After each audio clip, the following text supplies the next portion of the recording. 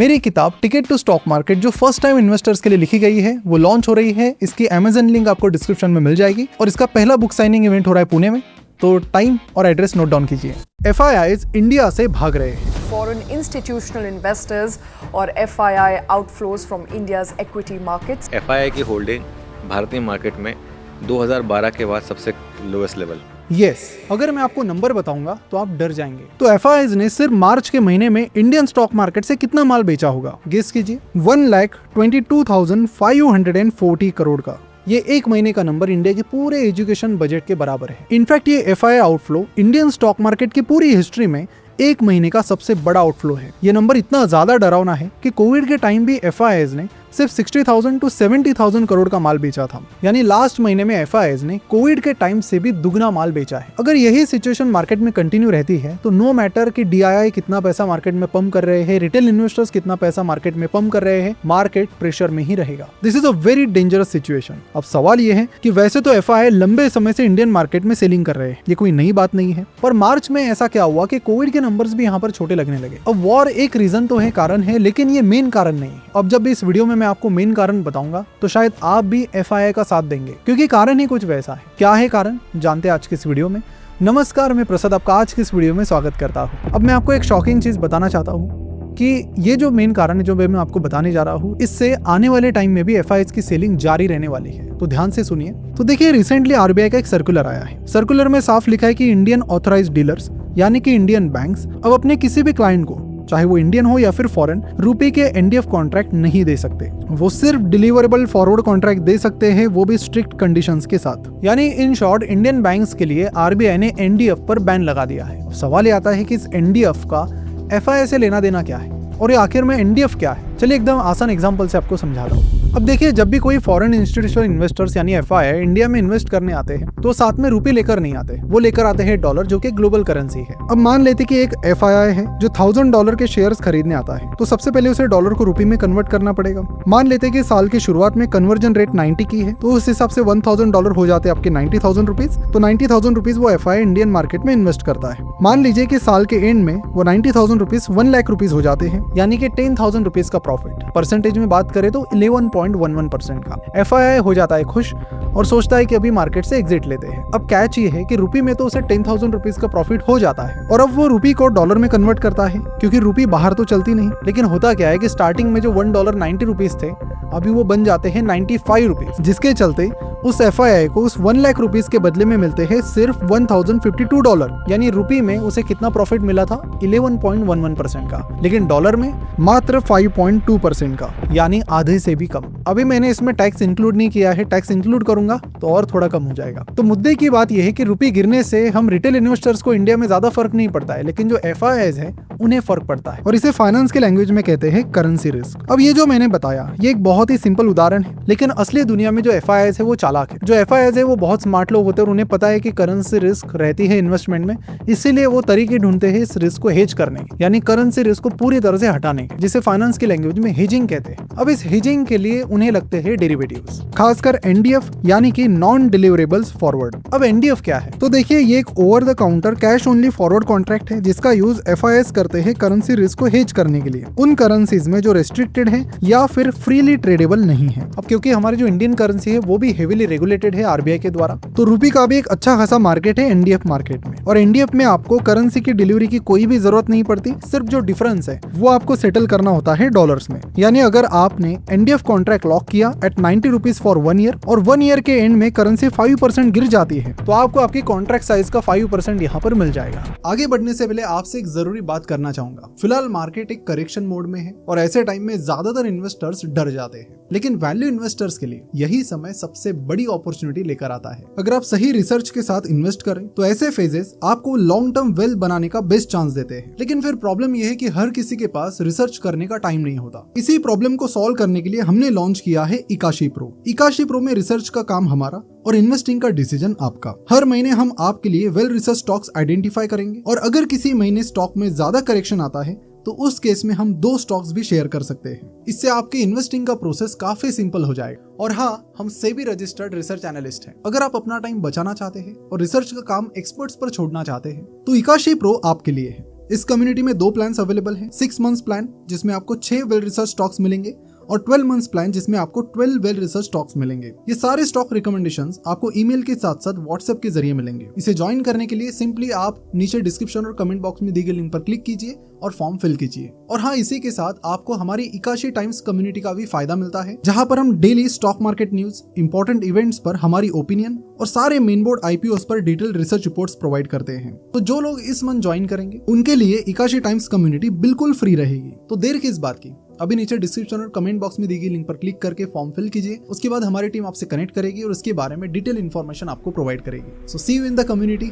चलिए बढ़ते हैं वीडियो की तरफ। अब अपने पुरानी एग्जांपल से समझते हैं कि जो FIIs है ये NDF का इस्तेमाल कैसे करते हैं। ये ध्यान से दीजिए, किसी कॉलेज में ये नहीं सिखाया जाता। $1000 का माल खरीदा, कन्वर्जन रेट तब 90 रुपीज था, इंडियन रुपए में इन्वेस्टमेंट थी 90,000 रुपीज। लेकिन इस बार जो FII है उसे करेंसी कन्वर्जन का रिस्क लेना ही नहीं है। तो FII क्या करता है, एक ऑफशोर NDF कॉन्ट्रैक्ट करता है सिंगापुर में। Fix conversion rate 90 rupees per dollar पर लॉक करता है, जिसका कॉस्ट उसे पड़ता है 1.5%। अब एंड ऑफ द ईयर हमने देखा कि 90,000 रुपीज की इन्वेस्टमेंट 1 लाख रुपीज हो जाती है। रूपी टर्म्स में 11.11% का प्रॉफिट हो जाता है। डॉलर का कन्वर्जन रेट 95 रुपीज से 95 पहुंच जाता है, यानी रूपी यहाँ पर 5.5% से गिर जाता है। अब 95 रुपीज पर डॉलर की कन्वर्जन के रेट पर 1 लाख रुपीज के बदले में मिलते हैं सिर्फ $1052। लेकिन जो FII था ये स्मार्ट था, इसने इस केस में एक NDF खरीदा था। अब क्योंकि यहाँ पर रूपी गिरा है 90 से 95 रुपीज तक, यानी 5.5%, तो यहाँ पर जो 5.5% का जो रूपी का फॉल है वो 5.5% आपको मिल जाते हैं NDF के द्वारा। यानी कि उस FII की करेंसी रिस्क यहाँ पर हो गई नील। बस उसको एक फीस पे करनी पड़ी उसकी, जो की थी 1.5%, यानी $1000 के लिए $15 थी। तो फाइनल कैलकुलेशन हमारा निकल के आता है $1052 प्लस $55 जो हमें वापस मिले NDF से, माइनस $15 जो हमें फीस पे करनी पड़ी NDF की। तो कुल मिलाकर नंबर आता है $1092।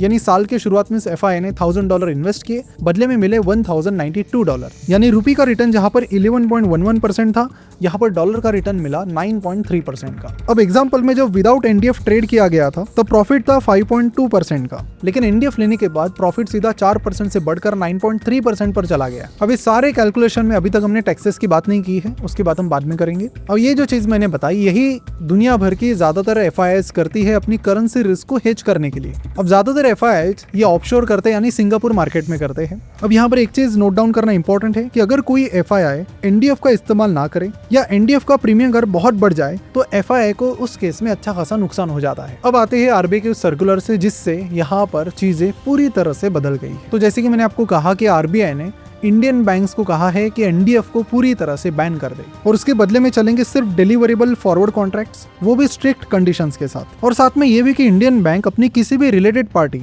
यानी लंदन या सिंगापुर ब्रांच के साथ भी ये कॉन्ट्रैक्ट नहीं कर सकती। अब चीज ये कि पहले सिंगापुर में बहुत सारे NDF कॉन्ट्रैक्ट्स होते थे। City bank, standard chartered, HSBC और इंडियन बैंक्स के सिंगापुर ब्रांचेस इसमें शामिल थी। कंपटीशन था तो रेट भी ठीक ठाक था, रफली 1.5% प्रीमियम रहता था, यानी $1000 के इन्वेस्टमेंट पर $15 का कॉस्ट लगता था, जो कि सारे FIIs को ठीक ठाक ही लगता था। अब इंडियन बैंक्स हट गई, सिर्फ फॉरेन बैंक्स बच गए। बैंक्स कम, कंपटीशन कम, तो जो प्रीमियम था वो लगभग डबल हो गया है, 1.5% से सीधा 2.5 to 3% तक। वही $15 की कॉस्ट अब $25 to $30 हो गई है। इसका सीधा मतलब क्या है, तो इंडिया में इन्वेस्ट करना अब FIIs के लिए पहले से ज्यादा महंगा हो चुका है। पहले तो कुछ सालों में मार्केट में रिटर्न्स कम, उसमें भी currency risk, high valuations, slow earnings, दुनिया भर के टैक्सेस, अब उसके ऊपर हेजिंग कॉस्ट और बढ़ गई। यही रीजन है कि मुझे लगता है आने वाले महीनों में भी FII की जो सेलिंग है वो बरकरार रहेगी, जब तक यहाँ तो क्रूड ऑयल नहीं गिरता या RBI ये सर्कुलर वापस नहीं लेती, या इंडियन बिजनेसेस की जो प्रॉफिट ग्रोथ है वो बहुत तेजी से वापस नहीं आती, या फिर इंडियन गवर्नमेंट सब्सटेंशियली टैक्सेस कम नहीं करती। और करंटली देखा जाए तो ये सारी चीजें होना काफी मुश्किल है। अब ये सारी चीजें सुनकर आपको RBI पर गुस्सा तो आया होगा, लेकिन सवाल यह है कि RBI ने ऐसा किया क्यों, यानी साथ ही उन्होंने इस सर्कुलर को ऐसे टाइम क्यों लाया जहां पर FIIs ऑलरेडी बहुत सारे शेयर्स बेच रहे हैं। अब यहाँ पर कुछ हद तक RBI की भी मजबूरी थी। वॉर के बाद क्रूड ऑयल सडनली स्पाइक हो गया, यानी इंपोर्ट का खर्चा बहुत बढ़ेगा और ज्यादा डॉलर बाहर जाएगा, और हम देख रहे हैं कि जिसके चलते रूपी भी लगातार गिर रहा है। अब इस गिरते रूपी को कंट्रोल करने के लिए RBI लगातार अपने डॉलर बेचकर रूपी खरीद रही थी। फिर भी ये रूपी कंट्रोल में नहीं आ रहा था, 96 के करीब पहुंच गया था, लग रहा था कि अब 100 पहुंच ही जाएगा। फिर RBI ने देखा कि कुछ इंडियन बैंक्स फ्यूचर्स मार्केट में USD खरीद के रूपी को ही बेच रहे हैं, जिसमें इंडिया की सबसे बड़ी सरकारी बैंक शामिल थी स्टेट बैंक ऑफ इंडिया। तो ये इंडियन बैंक्स क्या कर रही थी, ये इंडियन बैंक्स कंप्लीटली आरबीआई के अपोजिट कर रही थी। आरबीआई डॉलर बेचकर रुपी खरीद रहा था ताकि रुपी का फॉल कंट्रोल हो जाए, वहीं पर इंडियन बैंक्स डॉलर खरीदकर रुपी बेच रही थी। अब ये एसबीआई और बाकी इंडियन बैंक्स ऐसा क्यों कर रही थी, एक इंटरेस्टिंग एग्जांपल के साथ समझाता हूं। तो देखिए, एसबीआई की मान लेते 2 ब्रांचेस हैं, एक मुंबई में है और एक सिंगापुर में है। अब एसबीआई ने नोटिस किया कि इंडिया में जो कन्वर्जन रेट चल रहा है वो 95 का चल रहा है, पर जो ऑफशोर एनडीएफ्स हैं सिंगापुर में और बाकी फाइनेंशियल हब में, वहां पर रेट चल रहा है $1 के अगेंस्ट में 97 to 98 रुपीज का। तो उन्होंने वहां पर एक बहुत अच्छी आर्बिट्राज अपॉर्चुनिटी देखी। अब मुंबई वाले ब्रांच ने इंडियन मार्केट में डॉलर्स खरीदे 95 रेट के हिसाब से, और एसबीआई की सिंगापुर वाली ब्रांच ने वही डॉलर्स एनडीएफ मार्केट में बेच दिए 98 रुपीज के रेट के हिसाब से। बीच में 3 रुपए का फर्क था, सीधा प्रॉफिट। अगर आपने ये चीजें पहली बार सुनी है तो बहुत सारी ये तरकीबें रहती है मार्केट में, जिससे बैंक्स और बाकी फाइनेंशियल एंटिटीज बहुत प्रॉफिट कमाती है। अब इसके चलते बैंक्स को कितना प्रॉफिट हो रहा था। अब नंबर्स की बात करते तो वैसे आपको बता दूं कि जो भी यहाँ पर प्रॉफिट होता है बैंक की ट्रेजरी नंबर्स में दिखता है। एसबीआई अकेले का $5 बिलियन का यहाँ पर पोजीशन था, यानी इनकी जो बेट थी सीधा रुपये के गिरने पर बेट लगी थी। और इसमें एसबीआई अकेला नहीं था, पूरे बैंकिंग सिस्टम ने कुल मिलाकर 30 to 40 बिलियन के पोजीशंस बना लिए थे, जिसमें से एक बहुत बड़ा हिस्सा आर्बिट्राज ट्रेड्स था, बाकी हेजिंग पोजीशंस थी। यानी आप ये समझ लो कि रुपये का फॉल बचाने के लिए आरबीआई बकेट में पानी डाल रहा था और इंडियन बैंक्स उसी पानी को बकेट से निकाल रही थी। फिर आरबीआई को काफी टाइम बाद समझ में आया कि ये बकेट हमारी भर क्यों नहीं रही है, और जब उन्हें असली कारण पता चला तो मार्च 27 को पहला सर्कुलर आया कि बैंक्स की ऑनशोर पोजीशन $100 मिलियन तक कैप कर दो। लेकिन बैंक्स ने यहाँ पर भी एक रास्ता निकाल लिया, पोजीशन अपने कॉर्पोरेट क्लाइंट्स को ट्रांसफर कर दिए। उन्हें यहाँ पर एक लूपहोल पता चल गया और उन्होंने अपनी जो पोजीशन है अपने कॉर्पोरेट क्लाइंट्स को ट्रांसफर कर दी। अब इसके बाद जो दूसरा सर्कुलर आया वो बड़ा शॉकिंग था कि पूरा एनडीएफ ही बैन और रिलेटेड पार्टी ट्रांजैक्शंस भी बंद। अब बैंक्स के पास कोई रास्ता नहीं था, डेडलाइन दी गई अप्रैल 10 तक सभी पोजीशंस क्लोज करो। बैंकिंग इंडस्ट्री ने आरबीआई से रिक्वेस्ट भी की कि 3 महीने का एक्सटेंशन दे दो, लेकिन आरबीआई ने मना कर दिया। और फिर जो हुआ वो हिस्ट्री बन गया। अप्रैल 2 को सिर्फ एक दिन में रुपये 95.22 के रिकॉर्ड लो से 93.14 पर आ गया। पिछले 12 सालों में रुपये की सबसे बड़ी सिंगल डे जंप थी। अब यहाँ पर आरबीआई के लिए तो ये खुशखबरी थी, लेकिन बैंक्स के लिए ये एक बहुत ही सैड स्टोरी बनने वाली थी। अब क्योंकि इन बैंक्स को अपनी पोजीशन फोर्सफुली क्लोज करनी पड़ी, तो इंडियन बैंक्स को हजारों करोड़ का नुकसान यहाँ पर हुआ है, जो सीधे उनके Q4 के ट्रेजरी इनकम में आपको दिखेगा। सिर्फ आरबीआई की बात करें तो 300 करोड़ के आसपास का उनका लॉस बताया जा रहा है। अब आरबीआई के गवर्नर है, उन्होंने रिसेंटली ये कहा कि ये जो रेस्ट्रिक्शन है ये परमानेंट नहीं है, इसे हम हटा देंगे, लेकिन अभी की कंडीशन को देखते हुए ये हमें रखने पड़ेंगे। लेकिन आपको बता दूं कि आरबीआई ये जो कुछ चीजें कर रही है ये बस एक टेम्पररी प्रोविजन है। लॉन्ग टर्म में रुपये का गिरना तय है और आने वाले टाइम में ये 100 के नंबर को भी क्रॉस कर देगा। आरबीआई यहाँ पर पूरी कोशिश कर रही है, लेकिन कब तक आरबीआई रुपये को बचाती रहेगी, क्योंकि रुपये के साथ जो सबसे बड़ी प्रॉब्लम ये कि आरबीआई छोड़ के nobody wants the rupee. 150 crore की आबादी का देश है, पर हम इंपोर्ट ज्यादा करते हैं और एक्सपोर्ट बहुत कम करते हैं। तो जब जब क्रूड ऑयल की प्राइस बढ़ती है, इंपोर्ट बिल ज्यादा बढ़ता है, रुपये गिरता है। ऊपर से एफआईआई बेच रहे हैं, वो रुपये बेचकर डॉलर में कन्वर्ट कर रहे हैं, जिससे और रुपये की डिमांड यहाँ पर गिर जाएगी। यानी कि इस एनडीएफ को कैंसिल करके जितना फायदा होगा उससे ज्यादा तो मुझे लगता है नुकसान ही होने वाला है, क्योंकि आरबीआई के इस एक्शन के बाद मुझे लगता है और ज्यादा एफआईआई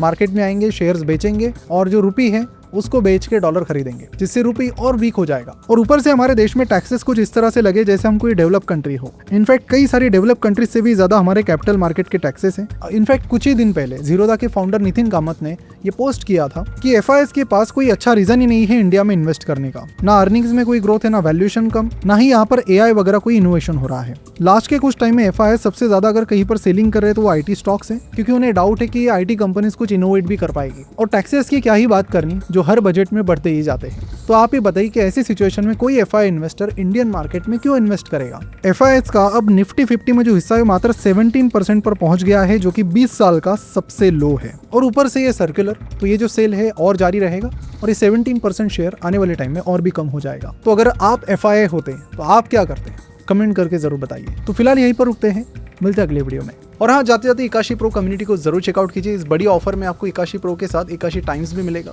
जिससे डेली मार्केट में जो भी एक्टिविटीज हो रही है बड़ी वो आप तक पहुंची जाएगी। साथ ही हर महीने मार्केट की जो अपॉर्चुनिटीज है, स्टॉक अपॉर्चुनिटीज, उसके स्टॉक रिसर्च रिपोर्ट आपको मिलेंगे। So don't miss out on this opportunity. Link नीचे दी गई है,